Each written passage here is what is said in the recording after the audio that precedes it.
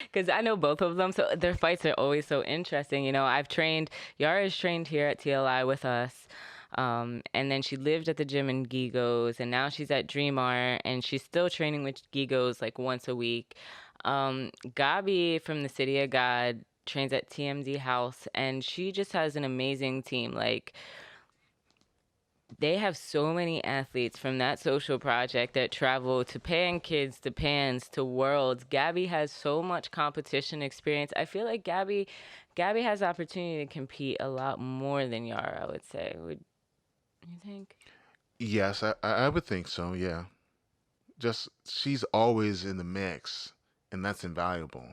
There's no experience like competition experience. Uh, may I interject a little bit with some personal experience? I was gonna ask some advice too. Yeah, go ahead. I was like, yeah.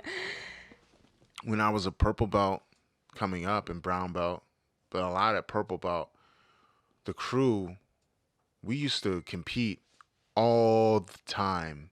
It got to a point where you just get in a groove and there's no more competition jitters.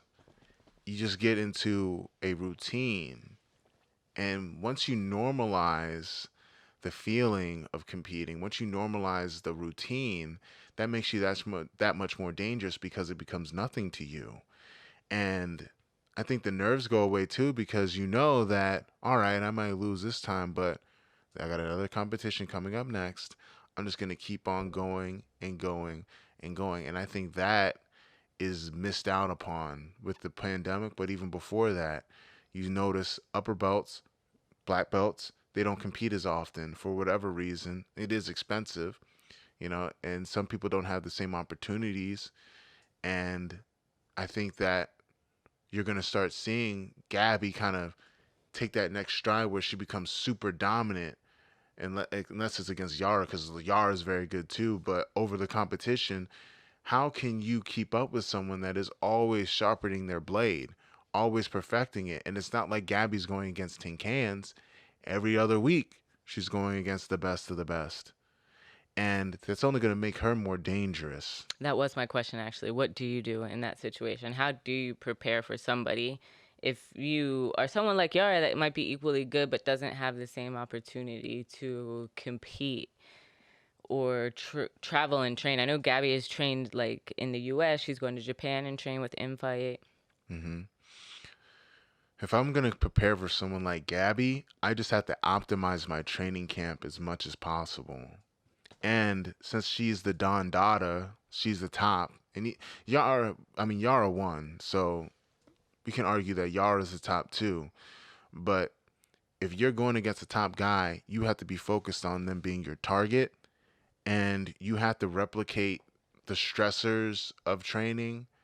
I mean, replicate the stressors of competition the same way that you would train. So if I'm going against Gabby, I had to take all the experience I had. I had to watch the footage and dissect what I did right, what I did wrong, what she did right, what she did wrong, and then come with a game plan and evolve. When JT Torres was still on Team Lloyd Irvin, and you hear Master Lloyd talk about this all the time, he had guys mimic the guys that JT was going to fight against. So he had Keenan mimicking Leandro Lowe. I know Master Lloyd watched countless hours of Lucas Lepre footage. And even though JT might not have competed as often as Gabby is now, they optimized the training to focus on the person that they had to beat. And that's the best thing that you can do. Now, in a perfect world, you do both.